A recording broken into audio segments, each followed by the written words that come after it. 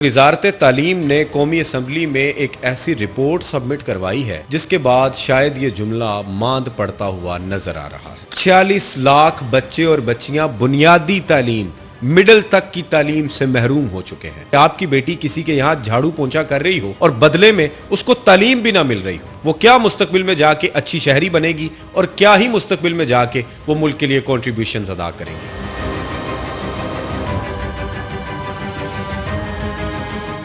اس ملک کا مستقبل کیا ہوگا، اسی ایک بات پر بہت بڑا سوالیہ نشان کھڑا ہو گیا ہے۔ 5 سال سے لے کے 9 سال تک کے 1,07,74,890 بچے اور بچیاں جنہوں نے اسکولوں کا منہ ہی نہیں دیکھا۔ نہ کوئی سیاسی جماعت خطرے میں، نہ کوئی لیڈر خطرے میں، نہ کوئی شخص خطرے میں ہے، آپ کا ملک اور آپ کا مستقبل اور آپ کے بچوں کا مستقبل خطرے میں ہے۔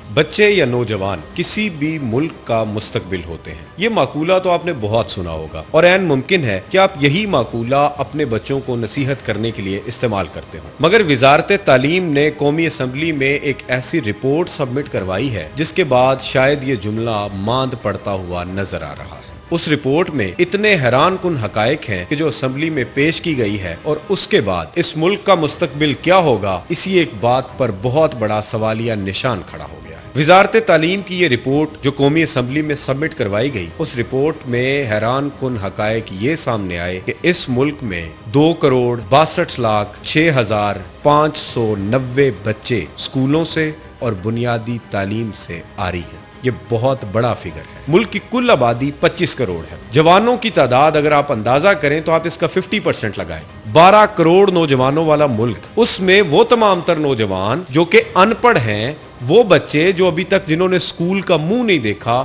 ان کی تعداد تقریباً 3 کروڑ تک پہنچنے کو ہے۔ یہ بہت بڑے خطرے کی گھنٹی ہے کہ ملک کا مستقبل جن بچوں نے بننا ہے وہ بنیادی تعلیم سے آری ہیں۔ یہی نہیں، اس رپورٹ میں اور بہت سارے حیران کن حقائق سامنے لائے گئے، جس کے مطابق 5 سال سے لے کے 9 سال تک کے 1,07,74,890 بچے اور بچیاں جنہوں نے اسکولوں کا منہ ہی نہیں دیکھا 5 سے 9 سال کی عمر تک۔ مزید اس میں یہ بھی حقیقت سامنے آئی کہ تقریباً 50 لاکھ بچے اسکولوں سے باہر ہیں اور تقریباً 58 لاکھ بچیاں اسکولوں سے باہر ہیں۔ ایک لمحے کو تصور کریں کہ بچوں کی تعداد 50 لاکھ، عورتوں کی تعلیم کا علم بردار بنا ہوا یہ ملک جس میں عورتوں کی تعلیم پر یہ کام ہے کہ وہاں پر 58 لاکھ سے زائد بچیاں اسکولوں سے باہر ہیں۔ اور جب میں بات تعلیم کی کر رہا ہوں تو اس سے مراد یہ ہرگز نہیں ہے کہ کوئی اعلیٰ تعلیم ہے۔ آپ یہ سن کر حیران ہو جائیں گے، تقریباً 22 لاکھ بچے اور 29 لاکھ بچیاں جو کہ مڈل پاس بھی نہیں ہیں،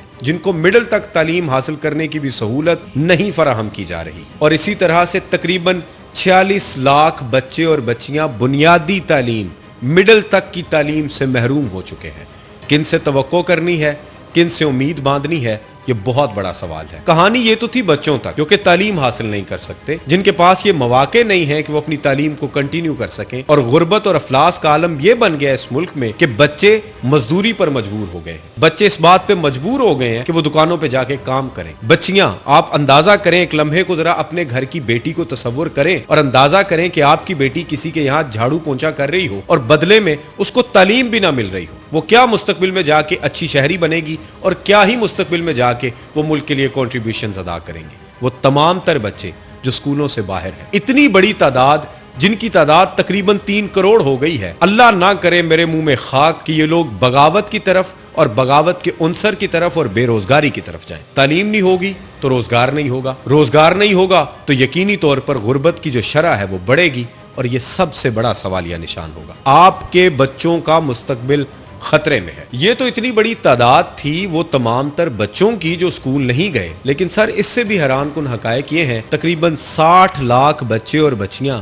ہائر سیکنڈری اسکول سے بھی محروم ہیں، جنہوں نے 12 کلاسیں بھی نہیں پاس کی۔ پھر آپ دیکھیں کہ کلرک لگیں، وہ کہیں پر بھرتی ہوں، وہ کہیں پر جا کے سویپر لگیں، آپ کیا ان سے توقع کریں گے کہ وہ ملک کی اکانومی میں کنٹریبیوشن دیں گے؟ خدا را ہوش کے ناخن لیں۔ آج کسی کو کہہ دیں، آج کسی کے سامنے یہ بات کر دیں کہ فلاں سیاسی جماعت خطرے میں، فلاں لیڈر خطرے میں، آپ لوگ اپنے گھروں سے ساری چیزیں بھول بھلا کے سڑکوں پہ ہوں گے۔ اب نہ کوئی سیاسی جماعت خطرے میں، نہ کوئی لیڈر خطرے میں، نہ کوئی شخص خطرے میں ہے، آپ کا ملک اور آپ کا مستقبل اور آپ کے بچوں کا مستقبل خطرے میں ہے۔ خدا را ہوش کے ناخن لیں اور ان تمام تر ایکٹیویٹیز سے نکلتے ہوئے یہ ساری کی ساری چیزوں پر توجہ دیں۔ بہت زیادہ چیزیں ہائی لائٹ ہوتی ہیں، فلاں نے یہ کہہ دیا، فلاں آج احتجاج کے لیے نکل آیا، ہم نے یہ روڈ بند کر دینے ہیں، ہم نے جلسے کرنا شروع کر دینے۔ جلسے بعد کی چیزیں، احتجاج بعد کی چیزیں۔ بچوں کو بنیادی تعلیم نہیں مل رہی، اس بات کا حلف لے کے اپنے دل سے پوچھیں کہ کتنے ایسے لوگ ہیں جنہوں نے ایک دن میں بھی یا پچھلے 3 مہینوں میں کسی ایک دن بھی یہ سوچا ہو کہ ہمارے بچوں کا مستقبل کیا ہوگا؟ آئی گیس 100 میں سے کوئی 2 یا 3 ہوں گے۔ یہ حالات ہیں۔ خدا را ہم نے اپنی اصلاح